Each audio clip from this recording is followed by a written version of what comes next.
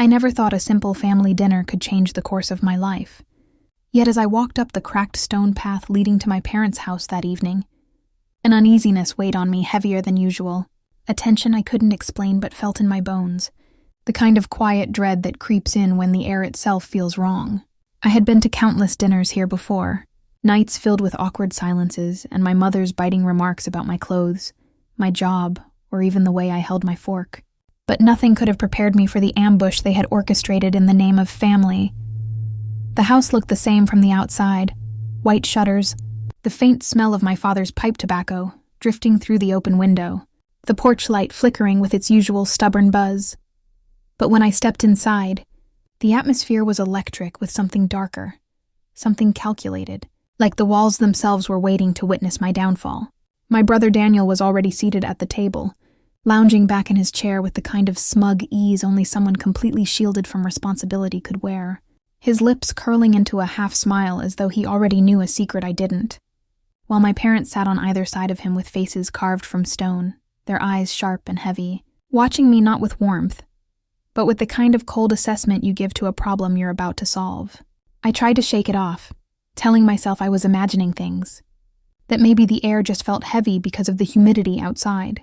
But as I sat down across from Daniel and picked up my fork, the unease lodged in my chest like a stone. Dinner began in silence, the clink of cutlery and the scrape of knives across porcelain echoing like accusations, and I forced myself to chew, though each bite tasted like cardboard. My stomach already twisting with suspicion, my father was the first to break the silence. His voice calm, deliberate, rehearsed even, as he set down his fork and folded his hands in front of him, his eyes narrowing on me the way he used to when I was a teenager, late for curfew. "Your brother needs your help," he said, the words landing between us like a heavy gavel. And though his tone was even, there was an unmistakable finality to it, as though the decision had already been made long before I sat down at this table. Confused, I looked at Daniel, then back at my father. "What do you mean?" I asked, my voice unsteady but low, already fearing the answer. That's when my mother leaned forward, her knife and fork still clutched in her hands like weapons, her voice sharp and deliberate as she delivered the blow. "You need to sell your house to Daniel. He deserves it more than you, and if you refuse, you'll no longer be part of this family." The words sliced through me with the precision of a blade, and for a moment I just stared, unable to breathe, unable to comprehend the cruelty of what I had just heard. Sell my house? The house I had poured years of sacrifice into, the house I had bought with endless nights of overtime, with weekends spent working when my friends were out laughing, with vacations traded for double shifts, the house I had decorated and filled with pieces of myself until it became more than just a building. It became proof that I could stand on my own. They wanted me to hand it over to Daniel, the same Daniel who had never lifted a finger to earn anything in his life, who had drifted from one failed venture to another while my parents cleaned up the mess, who treated responsibility like it was a punishment he was too special to endure. I glanced at him, and sure enough, there was that smirk. The smirk of someone who had been waiting for this moment. Someone who had played his part perfectly. Someone who knew the game was rigged in his favor. My parents didn't look at me with love or concern or even hesitation. They looked at me as though I were nothing but an obstacle, a barrier standing in the way of their golden boy's happiness, a problem they had finally found the courage to solve. I let out a shaky laugh, clinging to the hope that this was some cruel joke, a twisted test of my loyalty. But as I scanned their faces and saw nothing but unyielding conviction, the reality crashed down on me like a tidal wave. They were serious. My parents, my own blood, were sitting across from me, demanding that I sacrifice the very foundation of my independence, threatening to strip me of my identity as their daughter if I refused. My throat burned as tears pressed against my eyes, but I refused to let them fall, refused to give them the satisfaction of seeing me break. My voice trembled when I finally spoke, barely above a whisper. "You can't be serious." But my mother's eyes only hardened, her jaw tightening as she leaned back in her chair like a queen issuing a decree. "We've made up our minds," she said, her tone cold, merciless. "It's either the house or us." In that instant, the food on my plate turned to ash in my mouth. My stomach twisted into knots, and the room around me spun as though the very ground I stood on had been ripped away. This wasn't just a request. It was an ultimatum, a cruel betrayal wrapped in the pretense of family love, and as I sat there in stunned silence, I realized with a clarity that pierced through the fog of my shock that I was trapped in a nightmare I never saw coming. A nightmare carefully crafted by the very people who were supposed to protect me, and the echo of their ultimatum would haunt me long after the plates were cleared and the table was empty. The days after the dinner blurred into one long, suffocating stretch of disbelief and heartbreak, every moment echoing with the ultimatum that had been hurled at me across the dinner table.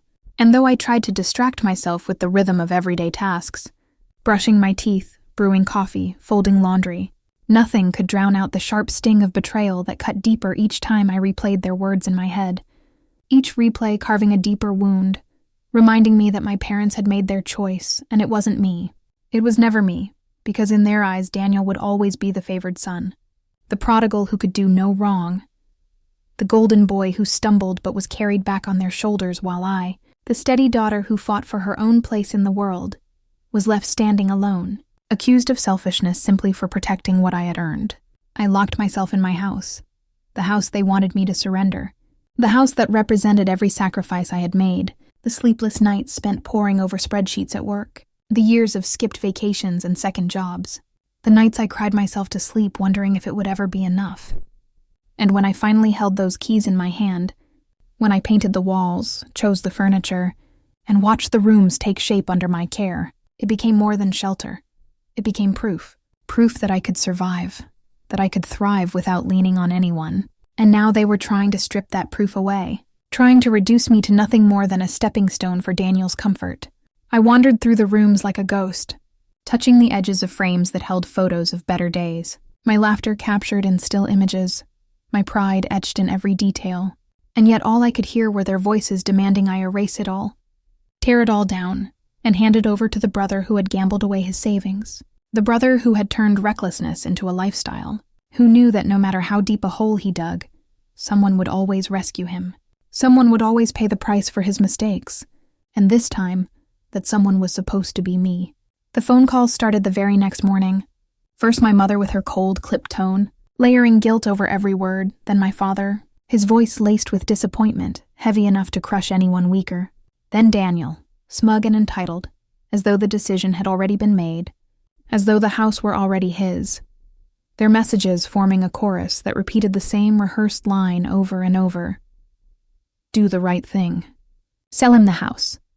When I didn't pick up, when I let the calls ring unanswered, they left voicemails that grew sharper with each attempt. Guilt trips sharpened into knives. Accusations disguised as pleas. You're tearing this family apart. If you really loved us, you'd help your brother. Don't be selfish. Each word sank into me, not because I believed them, but because it revealed just how quickly, just how easily they could erase me from their lives, how shallow their love had been if it could be withdrawn the moment I said no. If my worth was conditional on sacrifice, if my role in this family was only ever to give, to bleed, to be less so Daniel could be more. I sat in my living room at night, the ticking of the clock loud in the silence, the house pressing in around me, walls that had once felt safe now suffocating, windows that had once framed the sunset now reminding me of my isolation, every corner whispering that I was at war not with strangers but with the people who were supposed to protect me. And in that war, I wasn't just losing my family, I was losing pieces of myself, pieces of the daughter who once believed love meant safety, who once believed that home meant belonging. Yet, somewhere deep inside that silence, somewhere beneath the pain and the grief, a spark began to burn. Small at first, faint but steady. The spark of defiance, of realization, that if they could betray me this easily, if they could turn their backs without hesitation, then perhaps they had never truly been mine to lose. And if they thought they could corner me into submission, force me into handing over the very thing that defined my independence, then they were gravely mistaken, because betrayal doesn't always break you. Sometimes it forges you. Sometimes it hardens you into steel. And as I sat in the dim light of my own home listening to the last voicemail fade into silence, I knew that something inside me had shifted forever, and whatever came next, I would no longer be the daughter who begged for their approval. I would no longer be the sister who carried Daniel's weight. I would become something they had never expected, someone who refused to bow, someone who would fight for what was hers. When I finally faced them again, it wasn't at a dinner table where they held the advantage of surprise and control. It was in my own home, on my own terms, where every wall, every photograph, every piece of furniture bore witness to the life I had carved out for myself. And when I opened the door and saw them standing there, my parents stiff and severe, Daniel leaning against the doorframe with that insufferable smirk that made my blood boil, I felt something I hadn't felt in weeks. Clarity, a calm resolve that washed over me like armor, a certainty that no matter what words were exchanged inside these walls tonight, I would not bend, I would not break, I would not surrender the one thing I had earned without their help. They walked in with the confidence of conquerors surveying their spoils, their eyes scanning every corner of my living room as if already cataloging what would soon belong to Daniel, their lips pressed in thin lines of disapproval at the modest but carefully chosen touches that reflected my taste, my effort, my independence. Daniel was the first to speak, his voice dripping with arrogance, as he threw himself onto my couch like he already owned it, his arms spread wide, his eyes glinting with victory. "So," he said with mock casualness, "when do we sign the papers?" His words hung in the air like a challenge, but this time, I didn't flinch. I didn't look down at my hands or second-guess myself. Instead, I stood taller, straighter, and met his gaze with a steadiness that wiped the smugness from his face for a fraction of a second. And in that fleeting moment, I knew I had already won something he could never touch: my strength.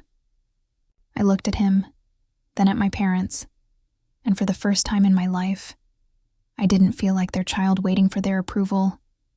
I felt like a woman standing on equal ground, a woman who had finally learned that love without respect is just another form of control. "I'm not selling," I said, my voice firm, echoing in the silence of the room like a declaration of war. "This house is mine. I worked for it. I earned it. And no one, family or not, is going to take it away from me." Their faces changed instantly, masks cracking to reveal the fury beneath. My mother gasped in outrage, clutching her pearls as though I had cursed her, her voice rising into a shrill pitch that once would have cut me to pieces but now only bounced off the walls without piercing me. My father shook his head slowly, his disappointment so heavy it might have crushed me years ago when all I wanted was to make him proud. But tonight, it felt hollow, a performance meant to shame me into compliance. Daniel's smirk twisted into a scowl, his entitlement stripped bare, his hands tightening on the armrest as though he couldn't comprehend that for the first time in his life, someone had told him no. My father was the one to speak, his words deliberate, cruel, each syllable like a hammer pounding into the coffin of whatever bond we had left. "If that's your decision," he said, his voice flat, "then you are no longer our daughter." The sentence landed with the weight of a guillotine, but to my surprise, the blade didn't sever me. It freed me. His words stung, yes, because a part of me still longed for the love I had chased my entire life, still ached for the approval I would never receive. But beneath the sting was a realization so powerful it steadied me. Family isn't supposed to be conditional. It isn't supposed to come with ultimatums. It isn't supposed to demand that you sacrifice your life, your independence, your happiness just to prove your love. And if they could cast me aside so easily, then maybe they were never truly my family at all. I let the silence stretch, unafraid of the tension that thickened the air, unafraid of their glares and their venom, because in that silence I stood taller. I breathed easier. I felt the spark of defiance that had carried me through the weeks now blaze into a fire that warmed me from the inside out. I watched as one by one they stood, my mother muttering curses under her breath, my father refusing to look me in the eye, Daniel glaring as though I had stolen something from him, when in reality all I had done was refuse to hand him what was mine. And as they stormed toward the door, the slam echoed through the house with a finality that might have left me hollow before. But tonight, it rang like a bell of freedom. Yes, I had lost my parents. Yes, Daniel had poisoned what little love they had left for me. But in the ashes of that loss, I found something greater. Something untouchable. My dignity, my independence, my voice. The life I had built with my own two hands, unassisted, unacknowledged, but undeniably mine. That night, When the house settled back into silence and I sat in my living room staring at the walls they had tried to claim, I no longer felt the suffocating weight of loneliness pressing in. I felt peace, a peace so sharp and clear it made me laugh through the tears that streamed down my face, because for the first time in my life, I wasn't living under their shadow. I wasn't shrinking to fit their demands. I wasn't sacrificing myself to prove I belonged. I had chosen myself. I had chosen my freedom. And maybe, just maybe, losing them wasn't the tragedy I once feared. It was the price I had to pay to finally discover my own worth. To finally understand that love without respect is just another form of chains. And sometimes the bravest thing you can do is let the chains fall, even if it means walking alone. Because in that solitude you might just find the truest version of yourself. And that is worth more than any house, any approval, any conditional love could ever offer.